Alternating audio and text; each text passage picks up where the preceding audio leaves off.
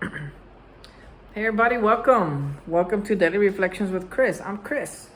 And this is a YouTube channel. It's called Daily Reflections with Chris. And what we do on this channel is I get to share my experience, strength, and hope with you as it pertains to my recovery from alcoholism. And for a topic, I use this book. It's called, there you go, Daily Reflections. And this is a book of reflections by AA members for AA members. So pretty much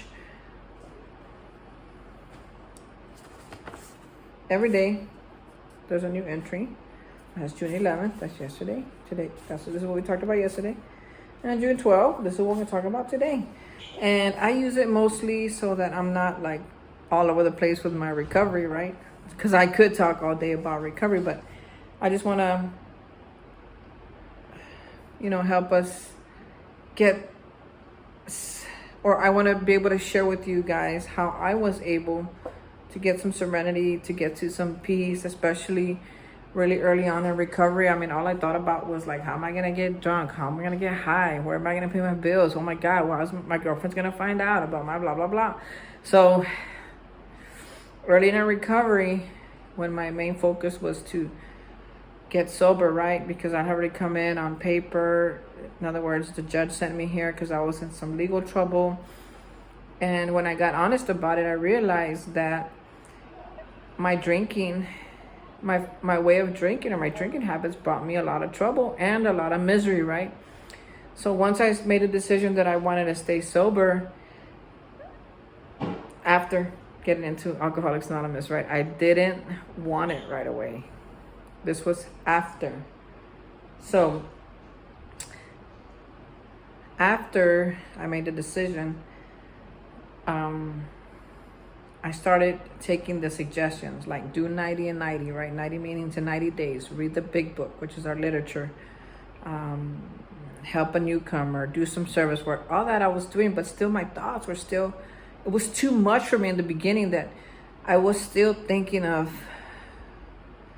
the old lifestyle that I still wanted, but I didn't want it, but I wanted it, but I didn't want it. So this book helped me to kind of focus on other things, like totally same, recovery topics, but aside from anything that I was going through, right?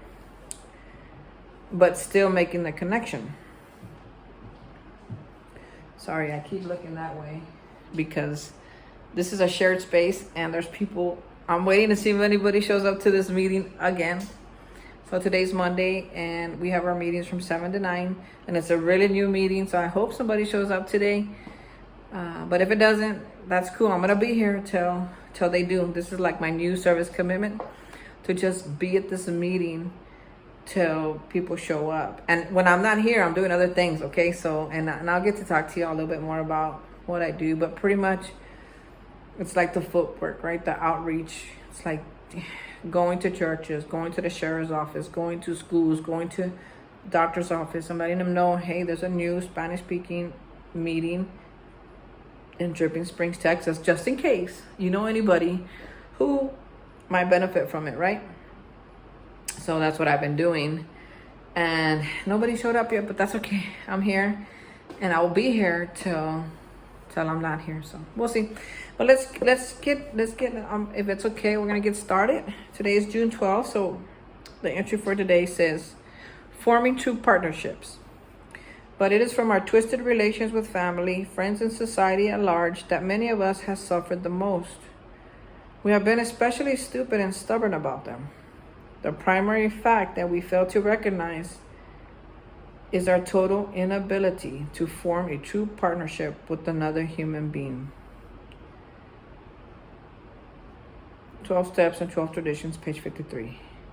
Can these words apply to me? Am I still unable to form a true partnership with another human being? Question mark. What a terrible handicap that would be for me to carry into my sober life.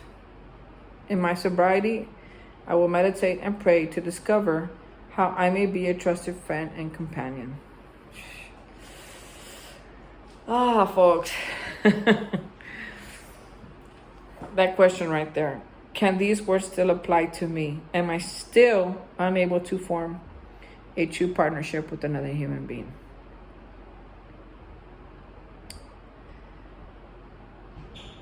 I don't know.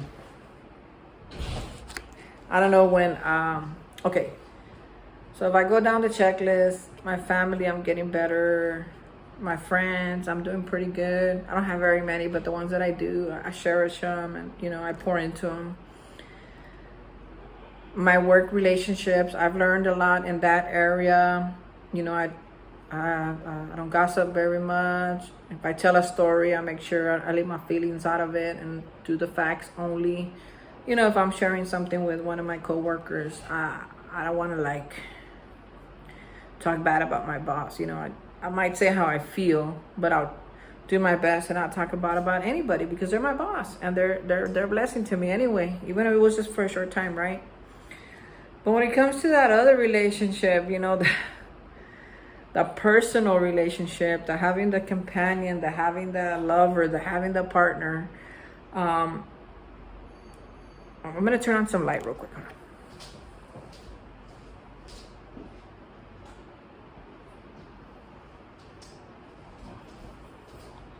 I don't know if that helped any. Helped a little. Okay.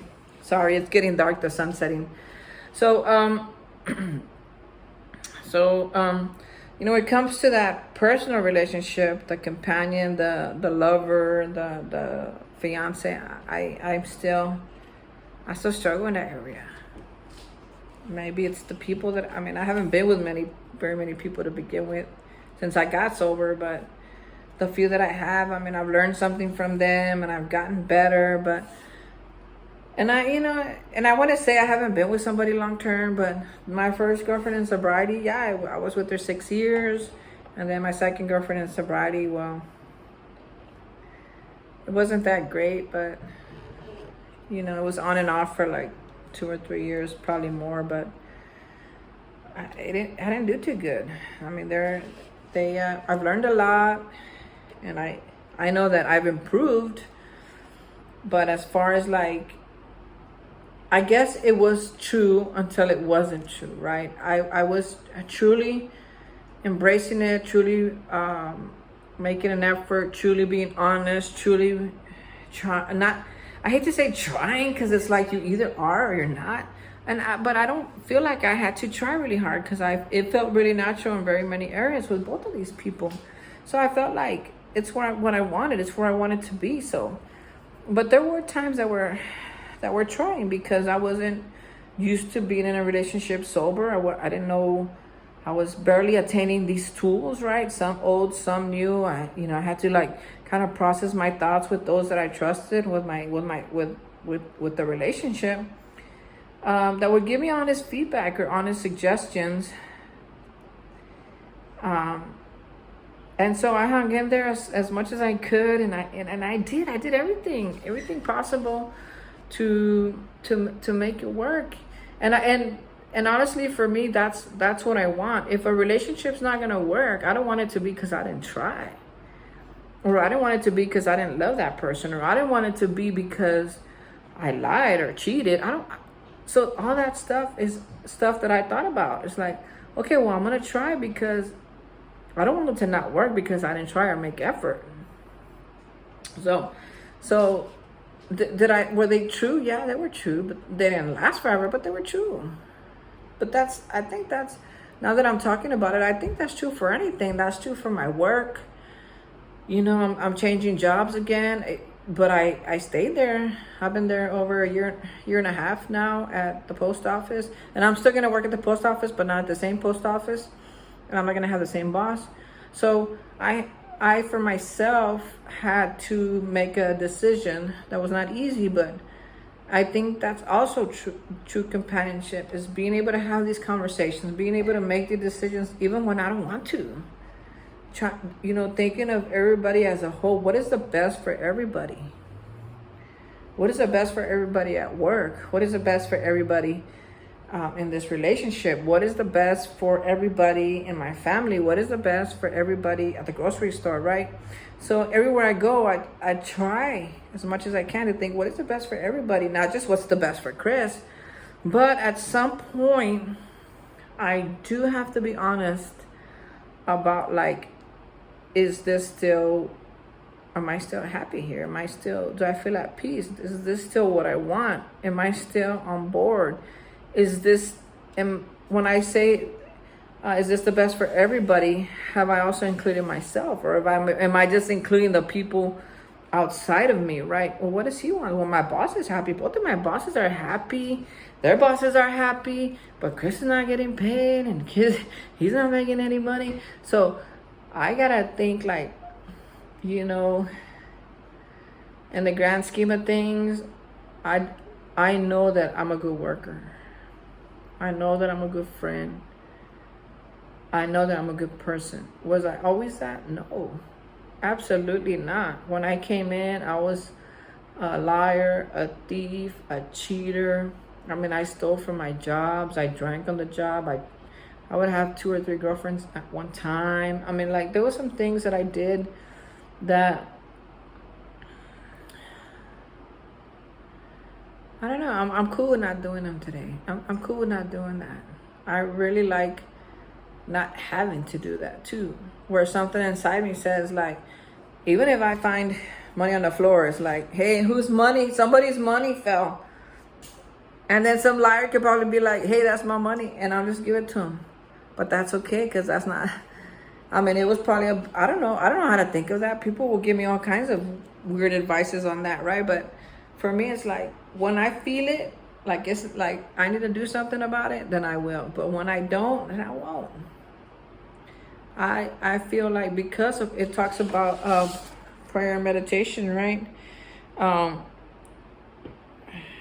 I will meditate and pray to discover how I may be a trusted friend and companion, right?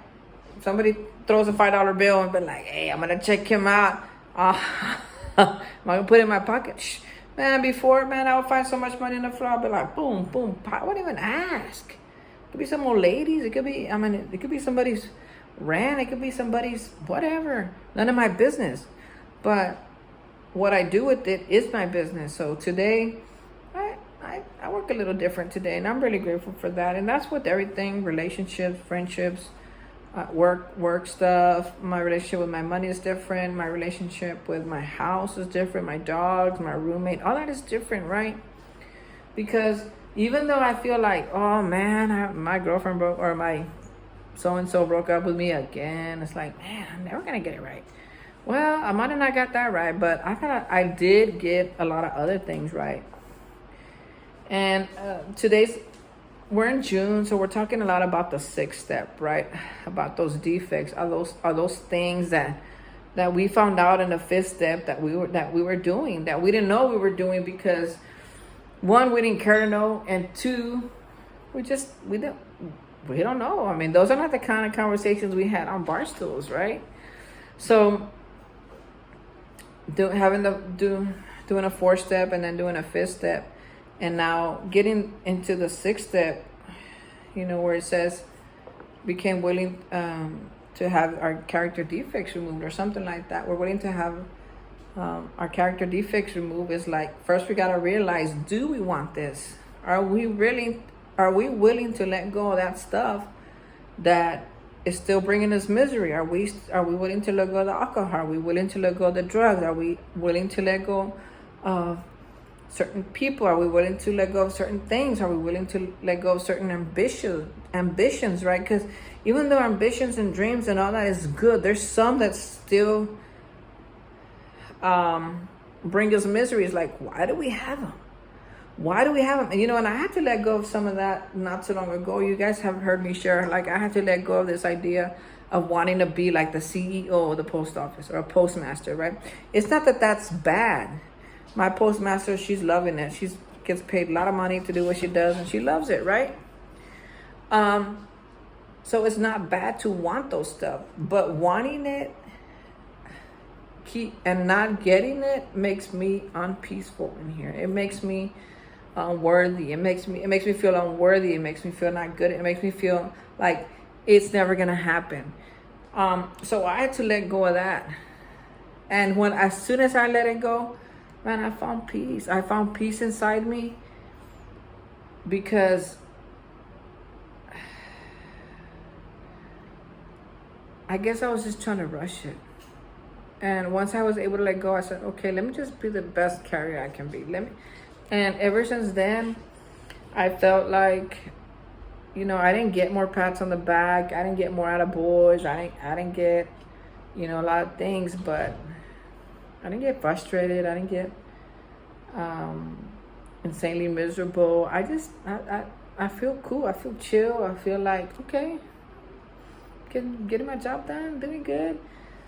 And, because of the way things turned out with this new system that we're on, of course, I had to find another job just because I had to look somewhere else because I was, I couldn't really live off of what I have been making lately. So as much as I didn't want to let go of that job, I had to. But I got another one doing the same thing. With somebody I trust, same thing. It's just they're gonna pay me a little bit more money, and I'm grateful, man. I'm grateful. Maybe I'll be a postmaster someday. Maybe I never will be. But maybe I don't have to be.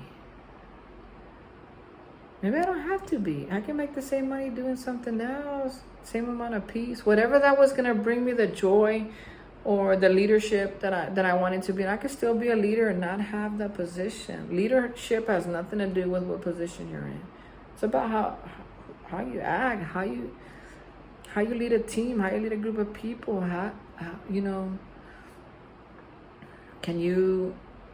This is what I'm learning, right? Do people want to follow you? Do people want to do as you do? Do people want what you have? Are you being that kind of leader? Or are you just being a boss, a tyrant, a military?